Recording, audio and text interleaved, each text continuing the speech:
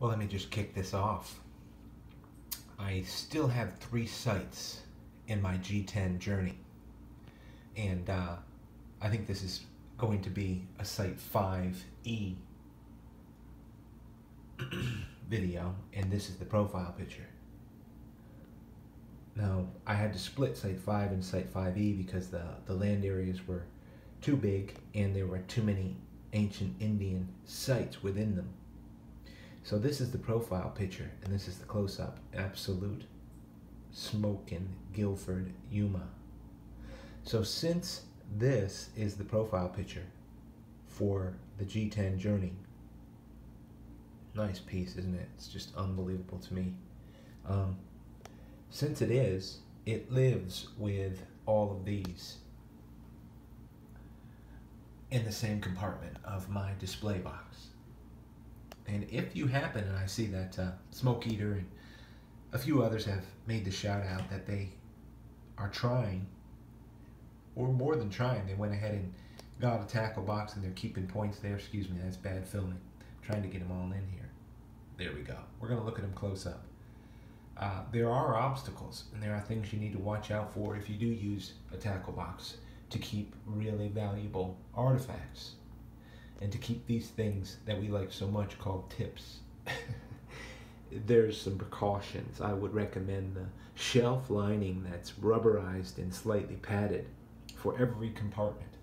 And you know, you're going to have to be careful opening and closing that, and because of the sheer weight, I use reinforcements when I open my box to reinforce the box, else the plastic will break and collapse, and there'll be a real big sound, real big mess and broken artifacts. I mean, you have to be careful if you're using, super careful if you're using an artifact. So we're going to look over these for my G-10 journey inspiration, and they come from the box that houses this.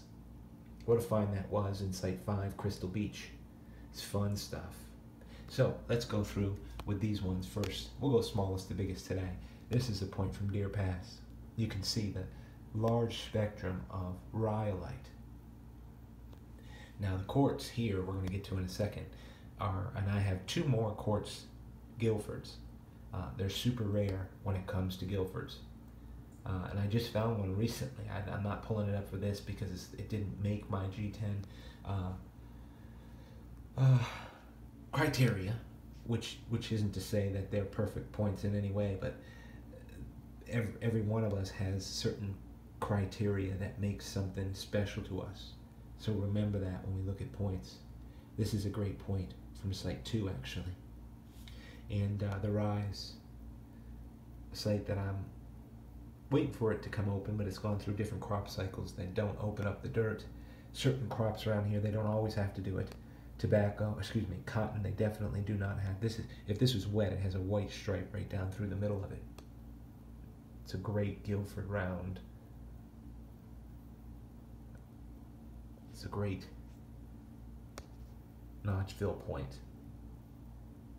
But certain sites have crops that they rotate through that do not have to break the ground, indeed, or split seeded like cotton, beans, wheatgrass, but we have crops that they definitely have to break the ground. Look at this piece from the garden.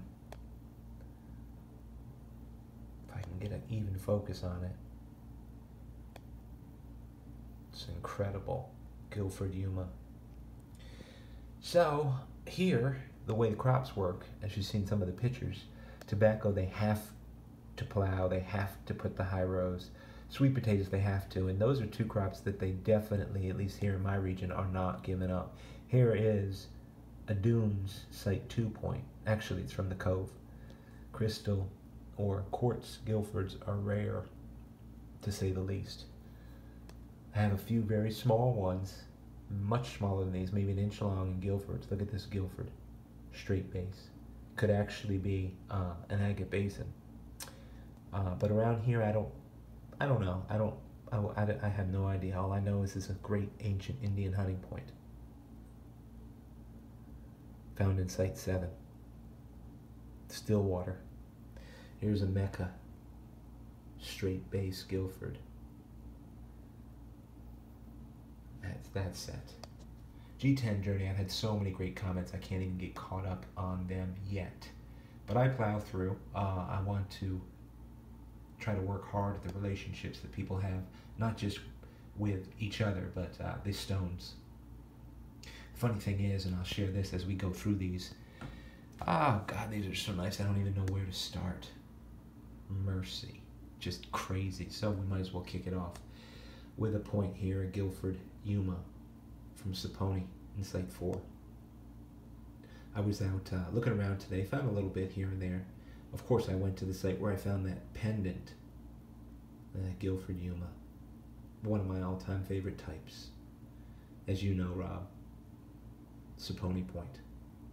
But as I was saying, it's really strange how your perceptions change in collecting. Here's another one from Saponi. Guilford straight base, possibly lending to a Guilford Yuma.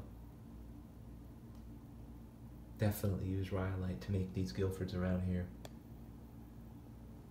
Great point here from Crystal Beach. Slightly different stone.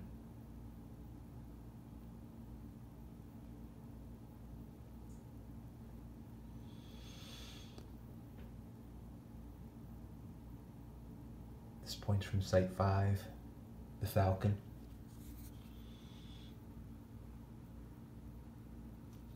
A few of these I might pick up, but I don't want to take too much time with them. They're just, the best way I could say is when it comes to these Guilfords and you see them all lined up, I'm blown away because I do remember when I began collecting. And they caught my eye in a buddy's collection, and I said, I've been out hunting already, you know, and I'm like, I don't know how you find those long points. What do you call them? And he said, you call them Guilfords. Look at this Guilford Yuma from the garden. My gracious, right?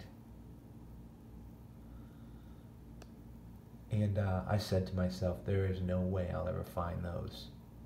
But I just kept moving forward and good things happen. See that point right there, that's from the garden. And that's from the garden. Some of these points are from the same places. Now next to the garden, within a stone's throw, is the Archaic. This is one of the very first points I found that was a Guilford some 4 or 5 years ago. Probably 5+ years ago. Great piece. As we move down, I found this at the Cascade in Site 6. Guilford Yuma. And so, make a long story short, that was then and this is now, and I've got a good selection of Guilford Yumas, and it's just a good thing to have, I guess.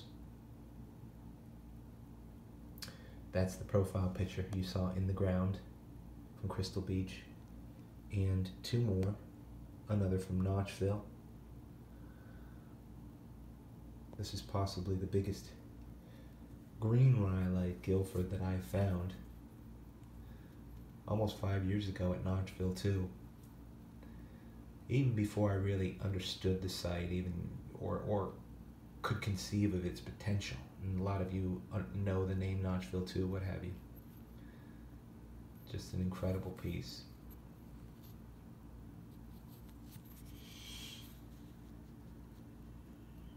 It's the closest thing we have around here to what you guys out west call sedalias.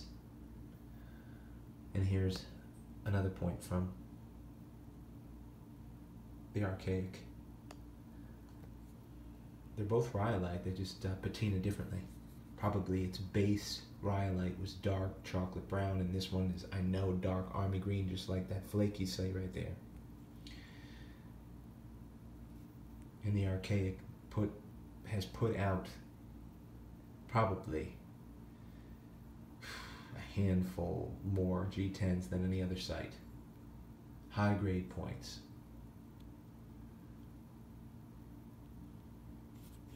Hadn't seen a lot of these myself in a while, looking through them. Anyway, that gives you a good tour of this part of the series. G10 journey, and that is a journey. Just museum grade points in sets as I finish. And I hope you all find out there, since Florence, we pretty much cut out the rain. Hadn't rained much at all. I have lots of places and Indian sites that are ready to collect their new dirt, newly worked by the machines. So, I guess I look forward to it in a lot of ways. Appreciate everybody tuning in to Indian Trace.